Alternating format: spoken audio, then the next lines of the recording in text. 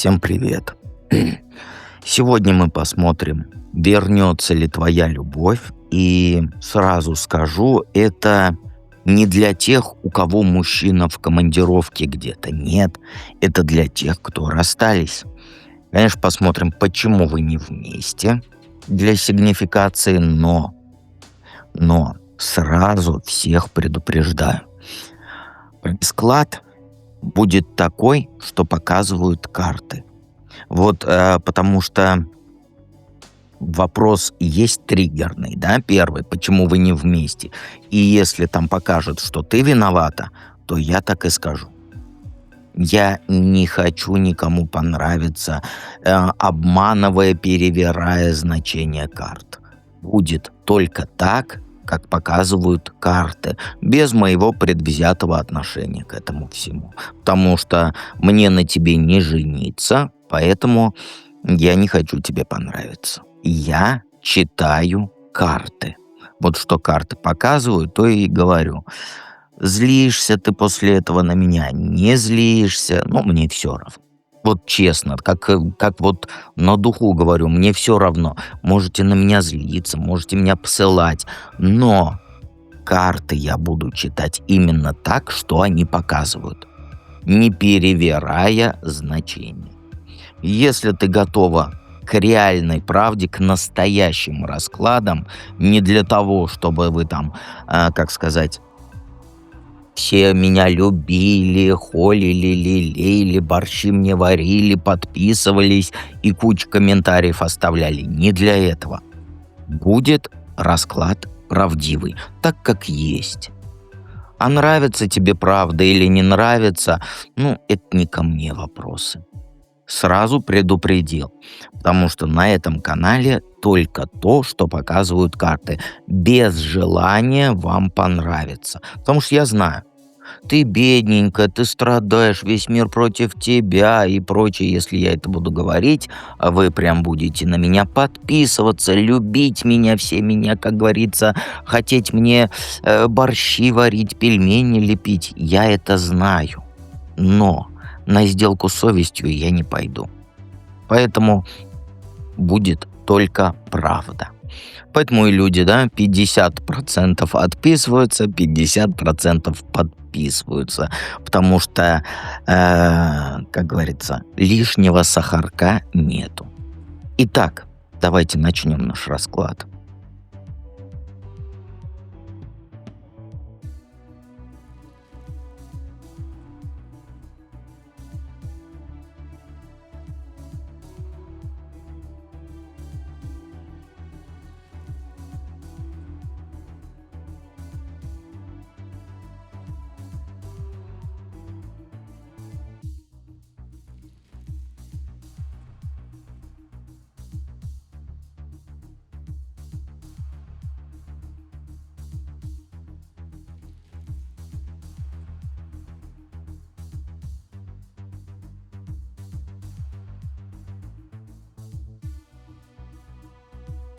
Единички. Вот и первый, как говорится, блин полетел. Причем полетел в тебя. Почему вы не вместе на данный момент? Знаешь, твой мужчина, он свалил от тебя, потому что ты его задолбала своей заботой. Вот да, именно так. Ты ж как наседка с этим яйцом. Вечно контролировал, требовала, чтобы он под твои правила подстраивался.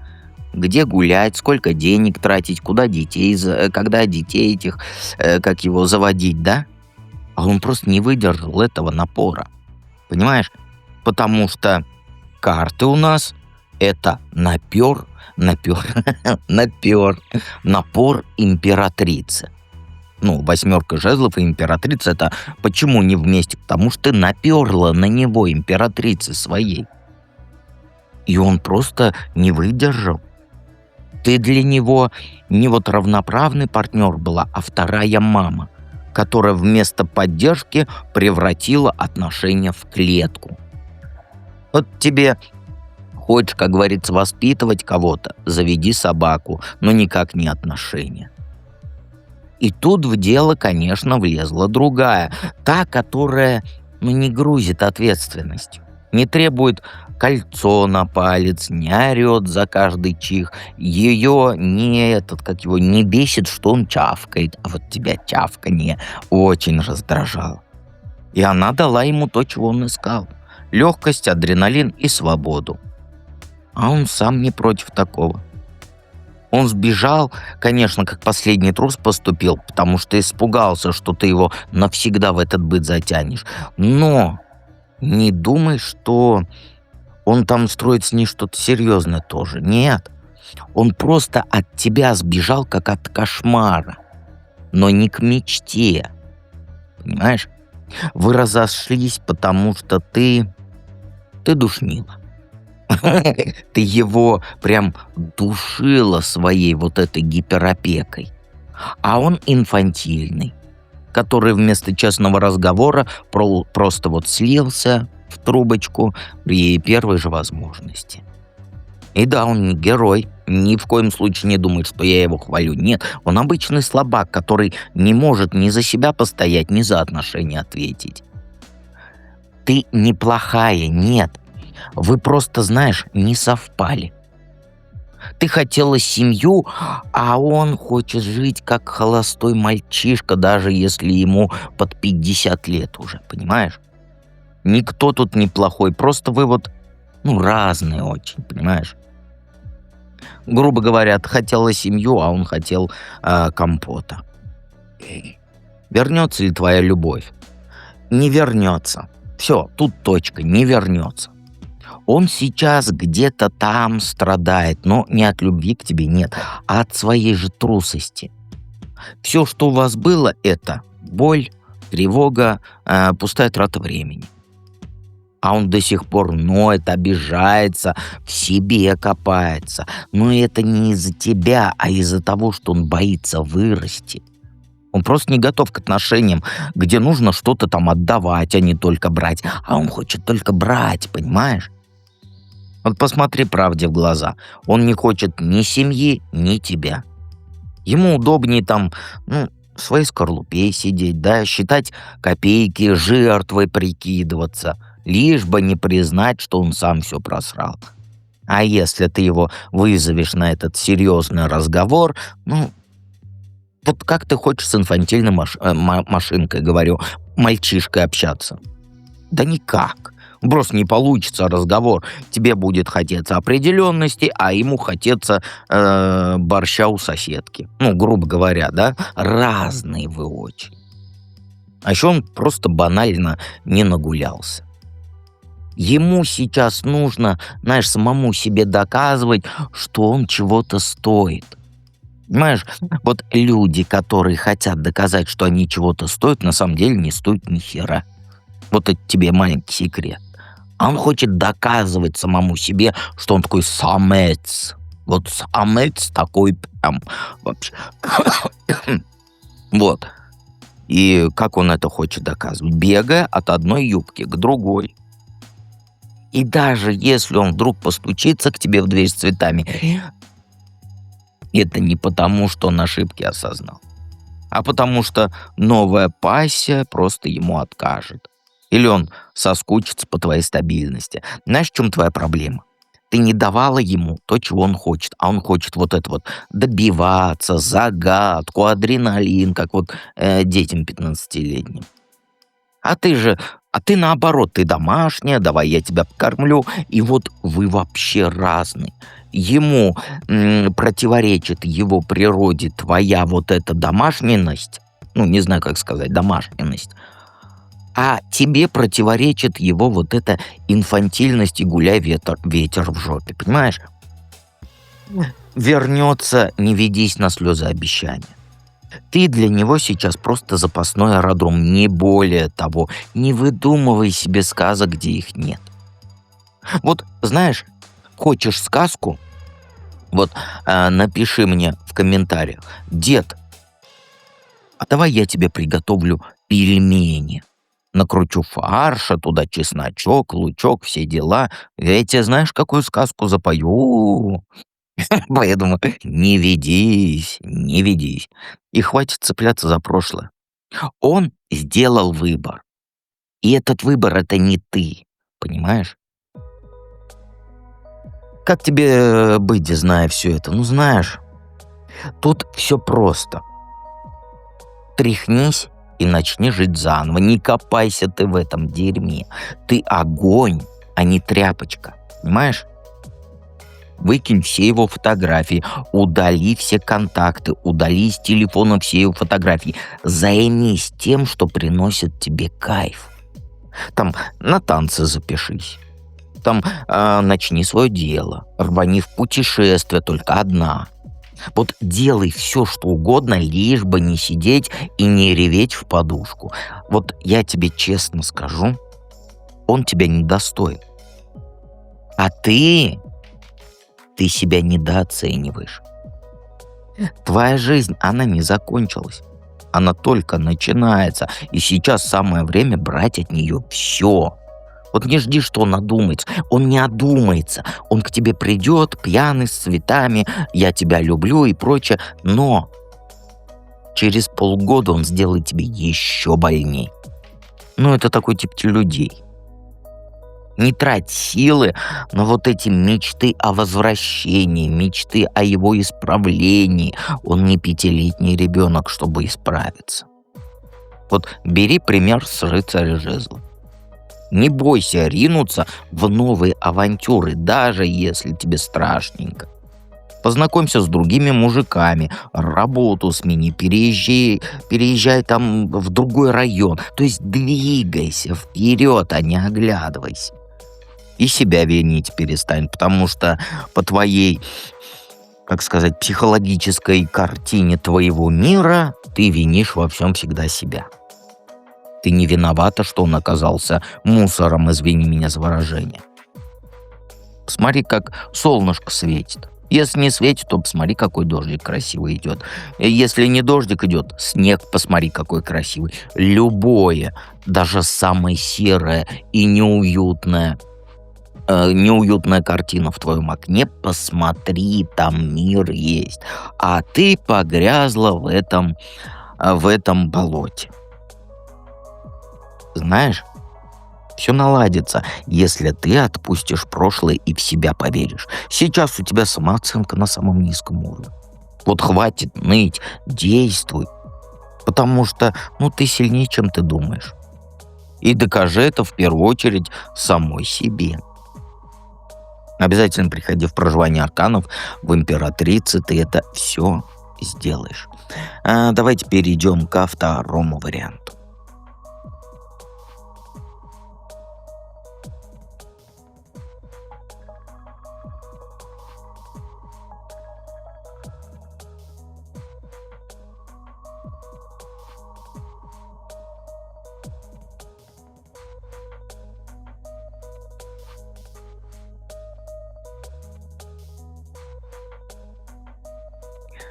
Двоечки. Я надеюсь, что вступление вы прослушали.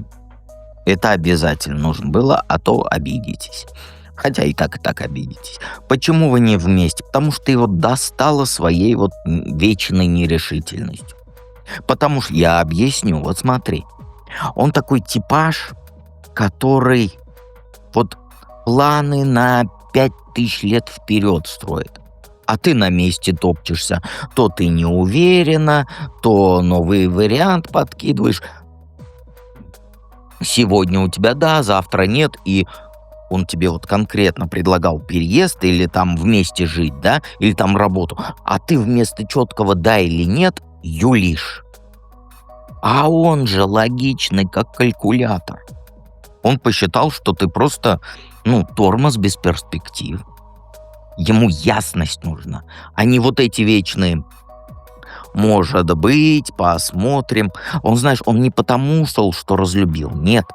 Он сбежал от твоей каши в голове, которая его планы все вот эти гробит. Ты его прям буквально вынудила выбрать между тобой и своим будущим. И он просто выбрал то, что не трещит по швам каждые полгода. Знаешь, винить его хватит. Просто признай, что ты сама этот бардак устроила, когда решила, что можно вечно сидеть на 2 стульях. А это твое любименькое. Вернется ли? Нет. Он,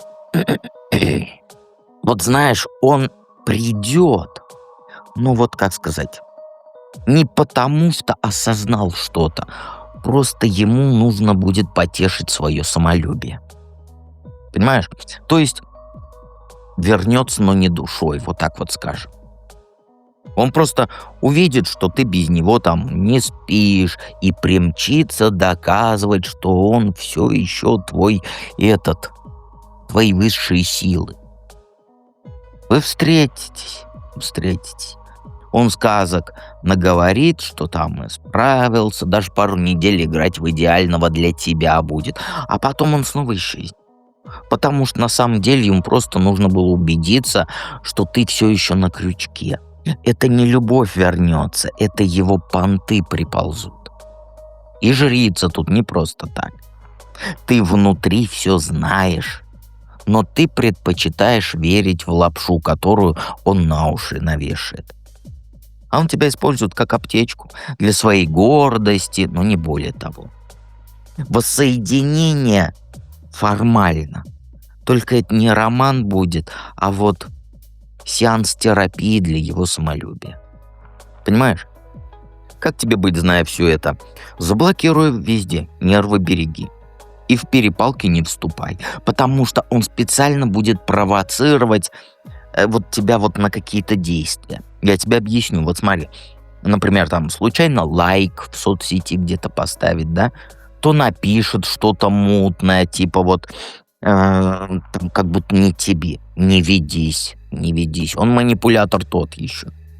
Если полезет с вопросами типа «как дела?», то кинь в него вот это короткое «норм». Вот прям ненормально, нет. Всегда пиши «норм». И сжигай мосты.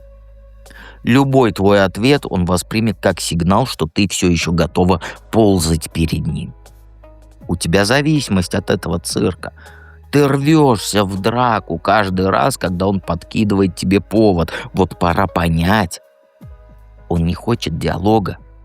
Ему нужно доказать, что ты все еще реагируешь.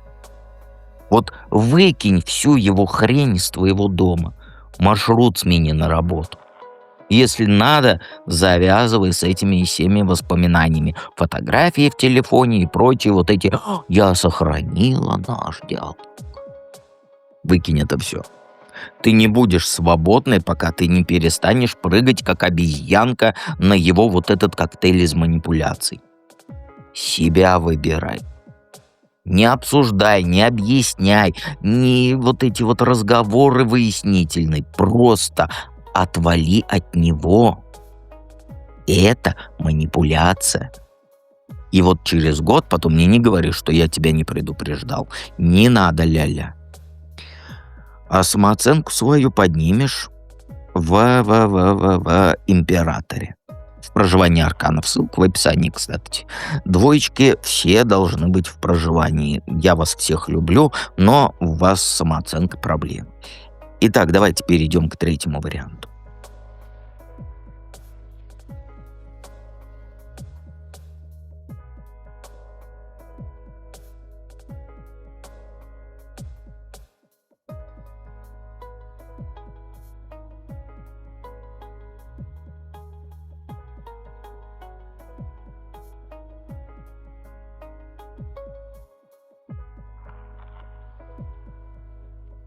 Вот троечки, вот я даже вот, как сказать,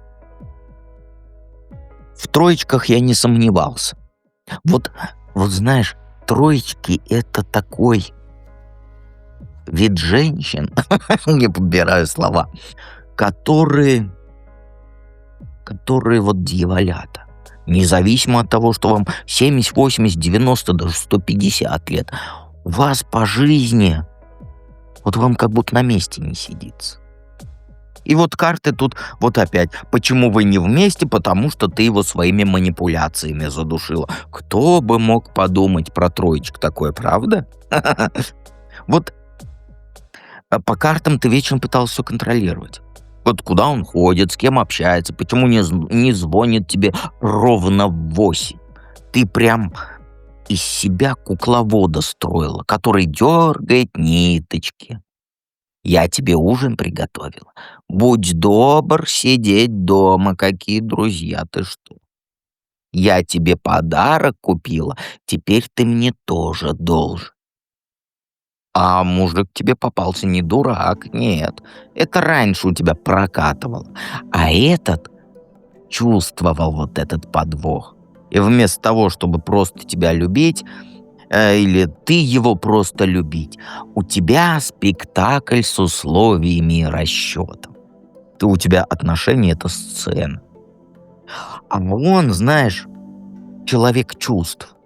То есть ему надо было тепло, искренность, а не вот эти твои игры в директора фирмы.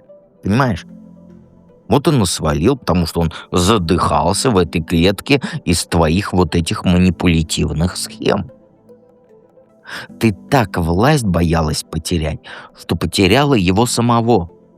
То есть, как обычная история.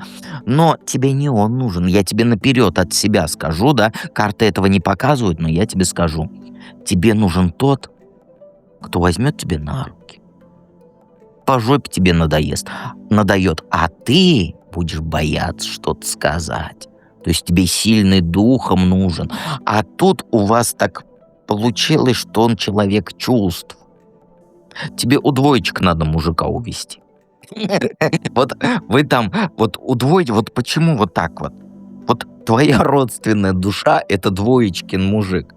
Поэтому в комментариях там спроси у кого, чей мужик у двоечек, пусть она тебе там адрес даст, номер телефона, вы друг другом будете манипулировать. А своего человека чувства отдавай двоечкам. Все, в общем, вот почему вот так вот всегда. Вот знаешь, вы все в 3 вариантах не своего мужика взяли. Это вот знаешь, когда вот ой, страсть, а потом все накомпотились и все разбежались. Но нужно же находить своего человека. И у вас так получается, двоечки и троечки, что к двоечкам попал идеальный мужик для троечек, а к троечкам попал идеальный мужик для двоечек. И вот человек чувств у троечек. Вернется этот человек чувств. Шанс есть. Но он не от него зависит, а от тебя. Сейчас он как удав спокоен. У него все стабильно, работа ладится, друзья рядом, и тебя он не бегает искать. Нет. Но внутри он все еще переживает, хотя вот у него маска сейчас «все у меня офигенно». Но это маска только. Проблема в том, что ты сейчас как саранча. Понимаешь, ты мечешься между его вернуть и забить на него. А надо бы просто встать на ноги. Понимаешь? И все. У тебя все есть, чтобы быть счастливой и без него. Деньги есть, квартира есть, внешность вообще молодец. Если ты перестанешь ныть и начнешь жить для себя, а не для поисков прошлого, он это увидит. Тогда может сам появиться. Но это не гарантия, потому что этот мужик, ну, не твой он двоечкин, понимаешь? А если будешь как голодная собака за ним бегать, то только оттолкнешь. То есть карты говорят, что хватит ждать, начни сама сиять. Как тебе быть, зная все это? Ну, знаешь, хватит ныть. У меня любой совет — хватит ныть. Ты сейчас на вот этом перепутье.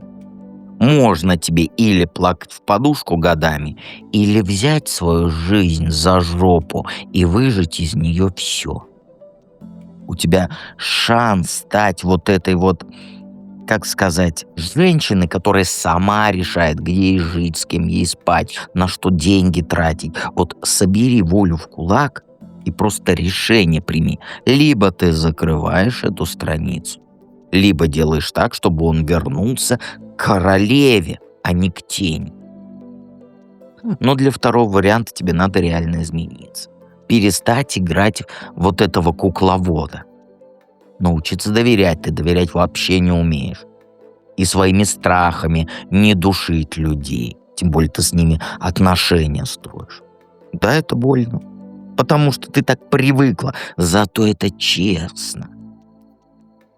Я советую все его вещи выкинуть, пароли сменить, все фотографии удалить, хватит его преследовать и займись тем, что тебе приносит удовольствие. А через месяц он либо будет ползти обратно, либо ты поймешь, что он просто был костылем, а не твоей любовью. Но это не твой человек, он двоечкин человек. А у тебя твой мужик у двоечек затерялся. Вам нужно поменяться мужиками. Ну а что я могу сказать? Вы просто вот так вот. Это очень классный сегодня расклад. Я не знаю, как вы, но я вот понял, что вы прям, как сказать, друг у друга мужиков забираете не своих. Вот вы прям идете, знакомитесь, мужик не ваш, а вы продолжаете что-то пытаться строить, хотя мужик не ваш, а ваш мужик у соседки. Но ни в коем случае. Сейчас я вам насоветую соседки мужика забирать. Так, все, я ничего не говорил, просто, не ваши мужики. Все. Подписывайтесь на канал, обязательно приходи в проживание. Если ты боишься прийти в проживание, то тебе.